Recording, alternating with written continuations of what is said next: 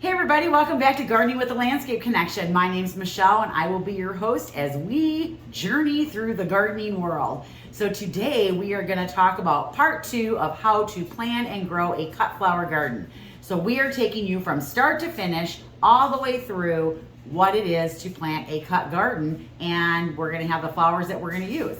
So in video number 1 we talked about some of the different plants that I'm going to be planting. I took you through all of that. I also talked about why I'm planting this garden, and that it's only really going to be 1,500 square feet. It's not going to be a really large garden. I don't want to dedicate my whole life from sun up to sundown doing this. I really only want to spend maybe about 6 hours a week on it max. Now I do know at the beginning I'm going to have to spend some more time getting it all planted, getting it ready, prepped and all of that. So I do know that at the front end there's going to be a little bit more labor involved, but I do know that once I get it going, I want this to be as easy as possible. So when I talked about the different plants that I'm using, I talked about how I'm winter sowing some of them. I talked about how some I'm doing from seed, and I also talked about how some items I'm bringing in as actual plants. I'm not really going to be doing any seed starting because I don't want to take the time to do that. That's why I'm doing the winter sow method, because it's probably the least investment and the least hands-off that I can get outside of just direct seeding right into the ground or bringing plants in. But as everybody knows, bringing plants in is going to be the most expensive way to do it. So I did bring some in, but for the most part, I am doing a lot of this project with seeds. Now, this isn't a 1,500 square foot area, so it's not a very large garden, and we are going to use the flowers for these cut flower mixers that we're going to be doing in the store. Throughout the summer, we have the floral department, which is Stems Floral, right inside the Landscape Connection, so some of the flowers can get used that way, and then we can also dry the flowers, and I have in my mind a project that I could do this winter and sell at a market, a use for the dried flowers as well. So the other thing that we talked about in part 1 was how much is this going to cost me? So I talked about the initial investment that I'm making of $3,000 to do this project, and then what are the sales that I need to do at each of my events, and how many people do I need to bring in to hit a break-even number so that I'm not losing money. And then anything above and beyond that is gravy, and we're going to be making money. So the goal is that we are going to make some money my first year, or minimum break even, and kind of go from there. And then I also talked about and took you out to the area where we are actually planting the garden. It was snowing that day, and so it was kind of covered with snow, but I kind of walked you through where that's going to go. So today, what are we going to talk about in part 2? Well, part 2, I'm going to really talk about, I got my little notes here so I remember to talk about everything. We're going to talk about what goes where, when, because those are 2 really big components that you're going to need to know to be able to put everything in the ground and time it out so that it's comes to harvest when you're actually having the need for your flowers. And so for me, the first cut flower mixture that we're doing is actually in March, and that's my test run. I'm not using any cut flowers that I grow. I'm actually just going to bring them in for my floral vendors, but it'll be a good gauge of interest. I'll have a good gauge of what it is people are looking for. It's kind of like to work all the bugs out. So we charge $5 for people to come, and that's going to cover the food and the drink, and I talked about that in the first video, how I'm collaborating with different people to keep my costs down and helping them promote their businesses by partnering with them on this. And then that whole entry fee, or whatever you want to call it, to get in the door, that's going to pay for the food and the drink, and that's really all that's going to cover. And then we're going to be selling the stems by the stem, and we'll have buckets of stems out for people to buy, and we'll have a designer there besides myself that will be able to help people. And this is really more about a social than it is anything else. It's kind of that girls' night out, have a good time, have a drink, have some food, make some flowers. It'll be just a really good time. So that's what these mixers are going to be, and that's how we're kind of designing everything that we're doing around that. So when I planned the flowers that I was putting together, I really did look at the colors and what colors will go together well, and what colors are going to come into harvest at which times. Because in the fall, you know, we're going to have more sunflowers, more amaranth, more zinnias, and so that's more of a warmer color palette, whereas further or earlier in the season, I kind of have a cooler color palette with the pinks and the purples and things like that. So I did put some thought into what is going to be blooming when. Then the next thing that I did was I really had to decide how big did I want the garden to be. I settled on 1,500 square feet because if I make the beds 30 feet long, did I say 15 by, no, it's 30 by 50, sorry. 30 feet by 50 feet, so it's 1,500 square feet long. And so what I decided was, when I first talked about it in the first video, I talked about how there might only be 2 or 3 feet in between each bed. And I've since changed my mind about that. After I thought about how big some of these plants can actually get, I have decided to do the beds with 4 feet in between each bed so that I have plenty of room to walk in between the aisles to harvest. Now, I'm only making the beds, each bed 4 feet wide, and the reason I'm doing that is because we have the raised garden beds outside that I showed you, and those are 4 feet wide, and it's actually really super easy to get to the center of those beds. It's comfortable. And so I don't want to have to step into the bed to harvest, and I don't want to have to reach really far. I want it to be easy to harvest and comfortable to harvest. Because some of these plants are going to get really tall. If you think about sunflowers, those get 72 inches, which is, you know, that's pretty tall. That's taller than me, and so some of them are also going to be bushier, and so they'll hang out the aisle, and so I want to be able to get up and down the aisles and harvest easily. Thus, the 4 feet in between the beds. So with that, if I have the 50-foot long area that I'm going to put these beds in, that means I can only have 6 beds. And so I am going to do 6 beds with 4 feet in between, and that will fill my whole 50-foot area. They're going to be 30 feet long, so each row will have 30 feet, and that's going to fill in my 1,500 square foot area. So what I did next was I made out these plans, okay? And so these are the plans of what is going to go in each bed and when I'm going to plant those. So first I'm going to talk a little bit about spacing, and so if you give me a second, I'm going to run and get my dry erase board, and I will be right back. Okay, so here we go. I got my handy dandy dry erase board out here. I hope there's not too much of a glare on there. So as I said before, we are going to make these beds 50 feet long this way and 30 feet long this way. So I'm going to make 6 beds, and they're going to all be 30 feet long, and they're going to be 4 feet wide. And so they'll be 4 feet wide, and then there'll be 4 feet in between each of the beds. So that is my initial plan to start with. Now, the one thing I have to decide when I plant is I have to decide how far away am I going to plant the different plants, because they get different sizes. So I have chosen to use 2 different kinds of spacings. I'm either going to use a 12 by 12 spacing or a 9 by 9 spacing. And so what does that mean? So basically what that means is that every plant that I put in the garden, okay, so let's say I put a plant here, and I put a plant here, and I put a plant here, I'm going to make sure from center to center there is 12 inches, okay? So from this center to this center is 12 inches. So that's what it means. And then I'm also going to make sure when I go this way, it's also going to be 12 inches. Now I am actually going to stagger mine and plant in between like this, so that when it's done, I kind of have this zigzag pattern going on, and it's going to allow me to plant more items in the bed and stagger them. Not more items, but it's going to actually let there be more airflow in there so that it'll be easier to harvest instead of having them stacked right on top of each other. So what I need to do is I need to figure out, if I'm going to use this 12 by 12 spacing, how many plants and how many rows can I get in this bed? Because that is the kind of planting that I'm going to be doing, is the row planting.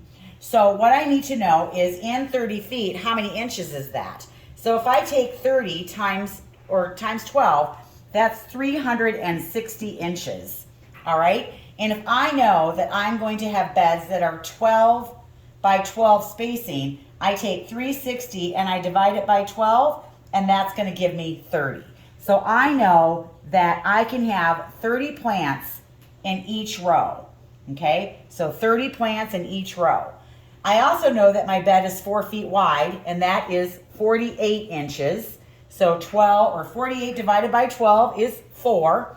So that means I'm going to be able to have 4 rows. So in a 12 by 12 spacing bed, I can have 4 rows, and I can have 30 plants in each row. So that's what that means when I'm doing 12 by 12. So regardless of what size your bed is, the math is the same. If your bed is going to be 15 feet long, you'd figure out how many inches that is, divide it by 12, and then that will tell you how many plants you can have on the row.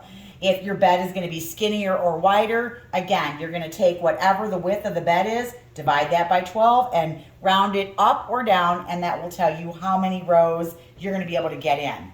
So the same thing is true with the 9x9 spacing. So 9x9 spacing means that basically I'm going to plant everything 9 inches apart. And again, I'm going to stagger it, but I'm still going to be 9 inches this way and 9 inches this way. So no matter which direction I go, the center from plant to plant is 9x9. So again, I'm going to do the exact same math, and I'm going to take my 30 feet, convert it to inches, which is 360. And if I take 360 divided by 9, that is going to give me 40. So now that's telling me that I can have 40 plants in each row. This is a hot mess, isn't it?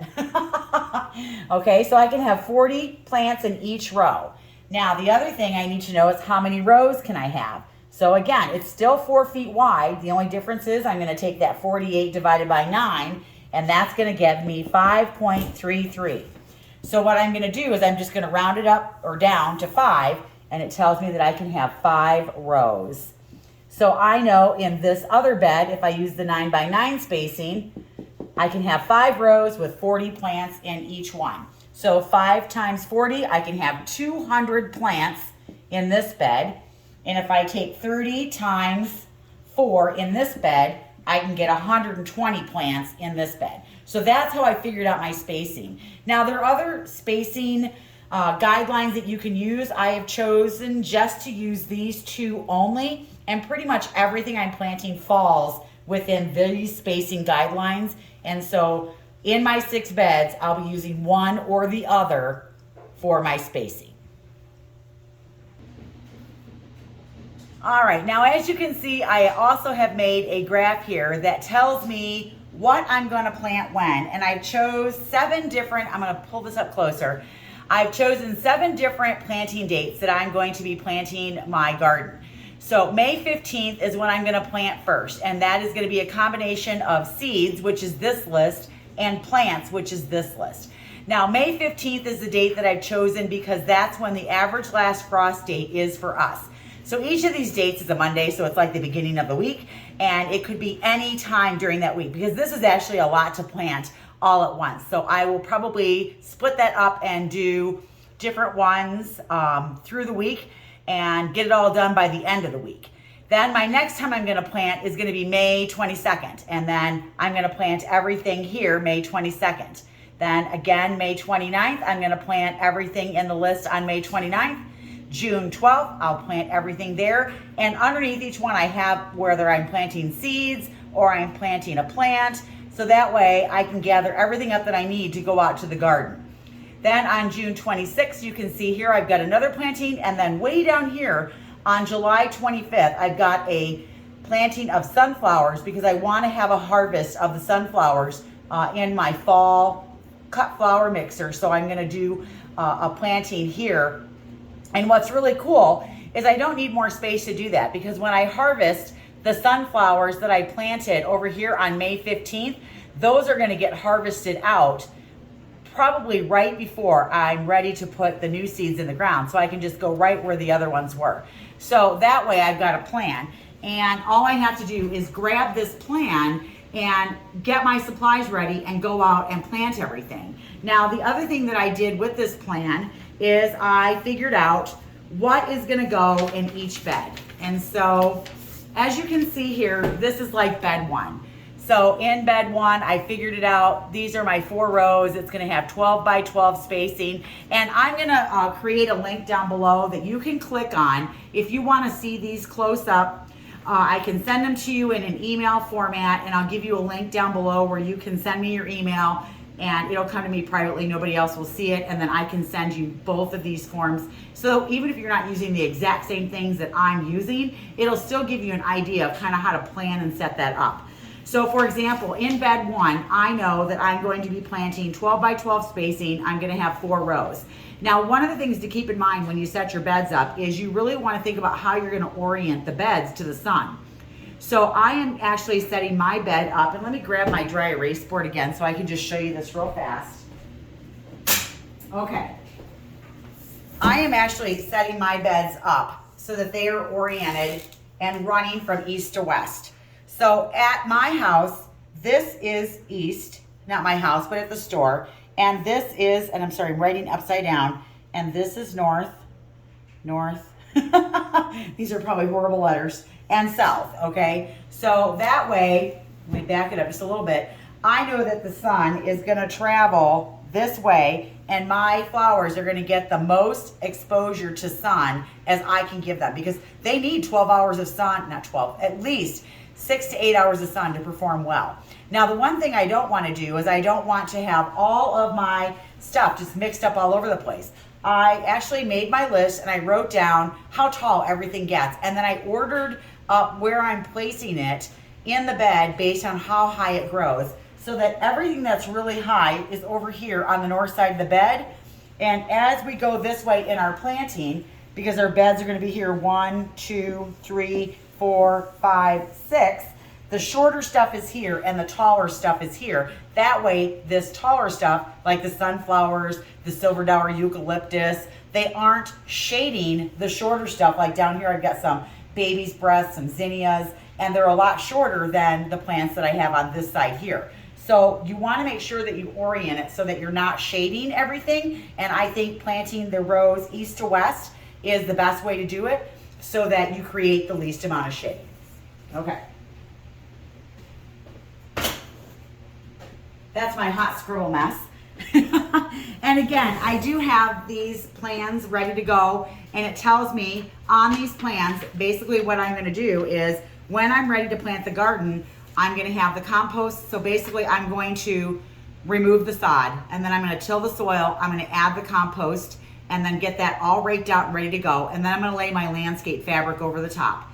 I'm going to burn my holes with my propane gun, and when we do that, I'll show you that. And then I'm going to lay gravel in between the beds so that I've got that 4-foot path in between the beds. Then I'm going to plant everything. And when it's time to plant, I'm basically just going to get this list out right here. And on May 15th, or the week of May 15th, I know that this is everything that I've got to get in the ground, and this is telling me where to put it. So I know in bed 1, I am not planting anything in bed 1 on May 15th because I don't want sunflowers planted yet. I am actually not going to plant sunflowers until May 29th. So I want those later in the season because they only take about 50 days to grow. I am actually going to be planting in bed 2 first, and I'm going to be doing amaranth, and I'm going to be putting my seeds in, and I'm going to sow it 3 different times so that it all doesn't come up at the same time. And so I figured out, you know, this is a 12 by 12 spacing. I can get 30 in each row. So I'm going to plant my first ones on May 15th. Then I'll plant 10 more seeds on May 29th. And then I'll plant 10 more seeds on June 12th. Now, when I plant, I'm going to put 2 seeds in each hole. That way I can thin them out as I go. I'm going to have hopefully 100% germination by doing that, because the seed packets, when you buy them, especially when you buy them from Johnny's, they will tell you on here, this is lot 78552, and it tells me right here that it was germinated, and the test gave me a 91% germination rate. So you're never going to have 100% germination, and different seeds have different germination rates. So the sunflowers had 96%. These are the straw flowers, they're only at 83%.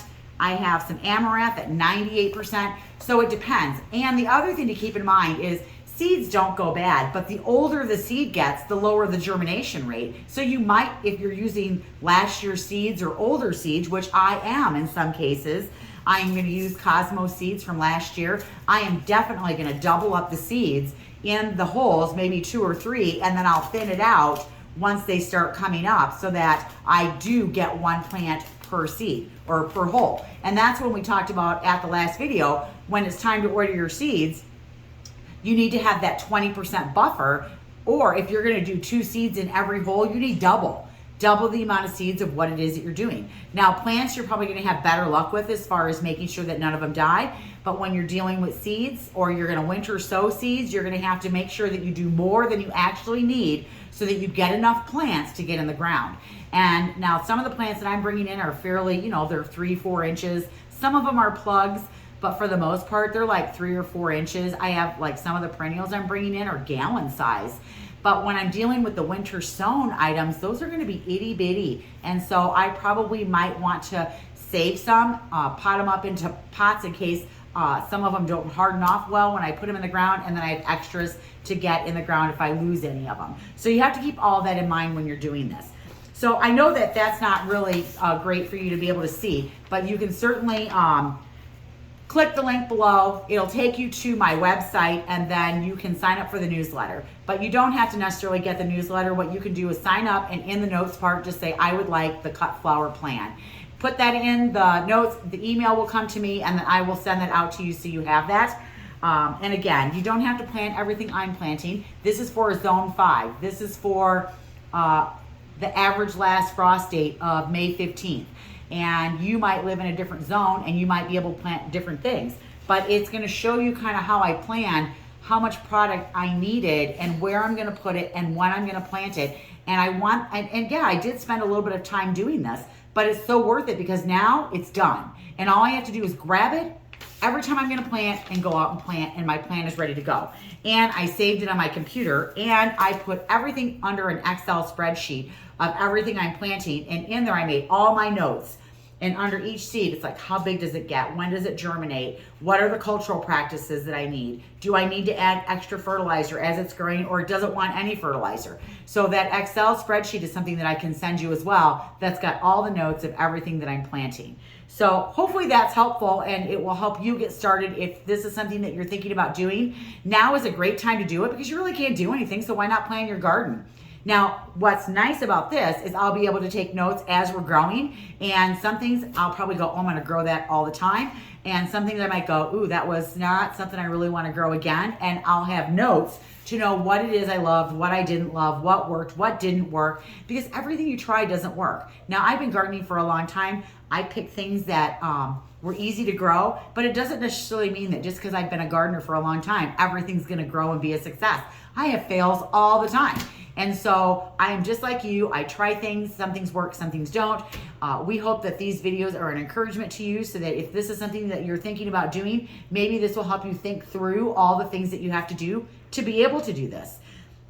Because even if I wasn't doing the cut flower mixers and I decided that I wanted to do this, and maybe I was going to go to a pop-up shop, or I was going to go to some farmers markets, or wherever it was that I was going to decide that I was going to do this, I still have to know, what's my plan? When am I planting it? What am I planting? Where does it go? What does it cost? How much do I have to sell so that I at least make some money?